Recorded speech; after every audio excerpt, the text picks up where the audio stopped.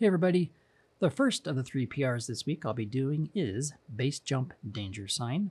The weekly challenge is 1,738.8 feet. Using an S2998, anything goes. A couple notes here. First one is, from what I've been reading, the game is at end of life. They're not doing any more updates. And if it's anything like FH4 was, when it was at end of life, every single PR was an S2998, anything goes. So I think that's what we'll be seeing every single week, every single PR from here on out, until FH6, if there is an FH6, I haven't heard. Second note, you can see I already did this. I thought I recorded it. I hit the record, but it didn't record, so I'm doing it again here. Okay, enough talking here. Let's go ahead and get to this. The trick on this one is there is a bump right here. If you start too far back and you get a massive amount of speed, you hit that bump, it actually sends you all the way over the edge and you're not going to get your speed. So you don't want to start too far back. When you hit that bump right about there, you'll still land on the path, the road, whatever, and you can get up a little bit more speed, correct any aiming you might need to correct, because you do need to land on the road over here or it will fail you. Or, well, if you hit it on the right side, you're going to get failed because there's rocks. If you land over here on the left, you might be okay, but just kind of shoot for the road and you'll be okay. All right, let's go ahead and do this here.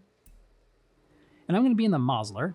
I'll probably be in this car every single week, as it is my favorite S2998. I don't know, maybe I'll mix it up, actually. Might be kind of dull doing the same thing over and over. Oh, a lot of traffic. Okay, here we go. So like I said, here's that bump right here. You want to make sure you land and then jump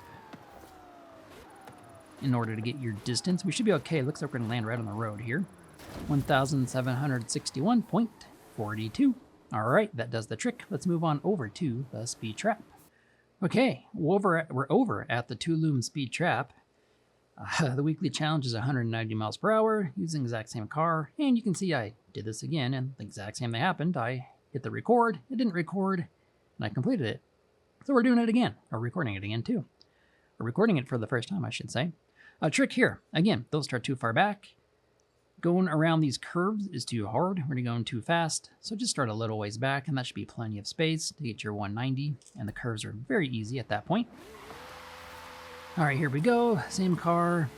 Like I said, not starting too far back. Oh my gosh, so it makes it a lot easier to go around these curves and traffic.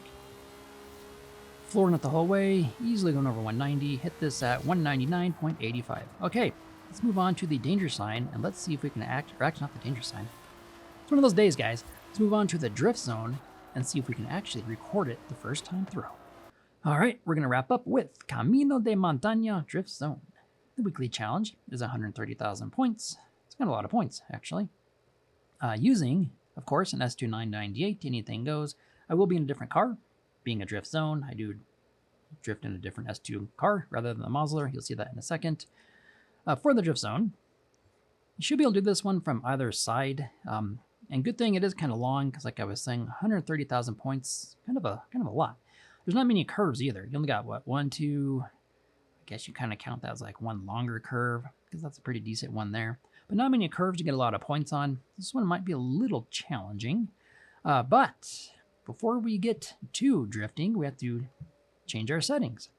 Pretty much need to have anti-lock brakes off, traction control off, stability control off, and you don't need to, but I do prefer and recommend shifting to manual. All right, with our settings all set, which I do think is pretty important. Occasionally get the comment, is it really that important? I think it makes it easier. And I like to camp out, usually in second gear. As you can see there in the bottom right, I'm already in second gear. So I think it helps me, at least. I don't know, if you drive or drift like me, you'll probably find it helps as well.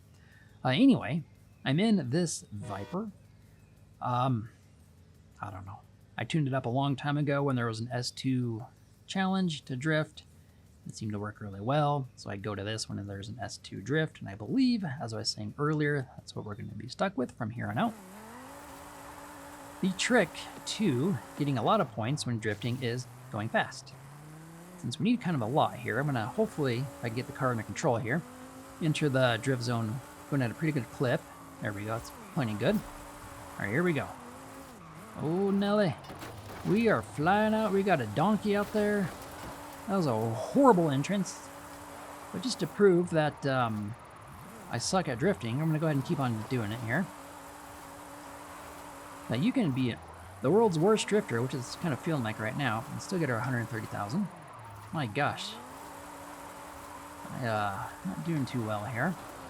We're at 90, the last bend. I'd be shocked if I actually get 130 here. So I did not do this run very well at all. Oh, we're still getting our 130. Look at that. 131. And plus. 142,000, 13 points. There you have it. That was a terrible drift run. Still got the job done. And that does wrap up all 3 PRs this week. Thanks, guys. I'll see you all later.